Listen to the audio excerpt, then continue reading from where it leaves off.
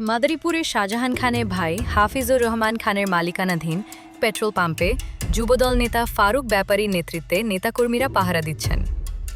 মাদারীপুরে জেলা যুবদলের আহ্বায়ক ফারুক হোসেন ব্যাপারীর বিরুদ্ধে সংগঠন বিরোধী এহেন কর্মকাণ্ডের অভিযোগ ওঠায় দলের কেন্দ্রীয় কমিটি থেকে কারণ দর্শানোর নোটিশ দেওয়া হয়েছে। গতকাল রোববার বিকেলে কেন্দ্রীয় যুবদলের সহদপ্তর সম্পাদক মিনহাজুল ইসলাম ভূঁইয়ার সই করা একটি নোটিশের মাধ্যমে তার কাছে জবাব চাওয়া হয়েছে।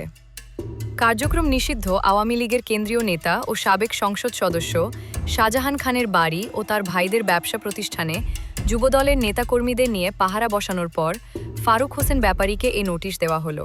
নোটিশে বলা হয়েছে, আপনি ফারুক হোসেন ব্যাপারী জেলা যুবদলের আহ্বায়কের মতো গুরুত্বপূর্ণ সাংগঠনিক দায়িত্বে থেকেও সংগঠনের নিয়ম বহির্ভূত কার্যক্রম পরিচালনা করেছেন মর্মে যুবদল কেন্দ্রীয় নির্বাহী কমিটির দৃষ্টিগোচর হয়েছে।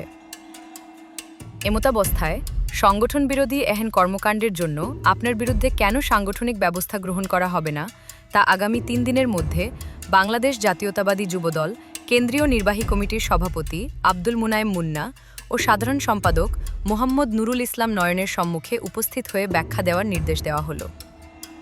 বিএনপির স্থানীয় নেতাকর্মীদের সঙ্গে কথা বলে জানা গেছে, ইনকিলাব মঞ্চের আহ্বায়ক ওসমান হাদিকে হত্যার প্রতিবাদে গত শনিবার মাদারীপুরের বিভিন্ন স্থানে প্রতিবাদ, বিক্ষোভ মিছিল ও গায়বানা জানাজা অনুষ্ঠিত হয়।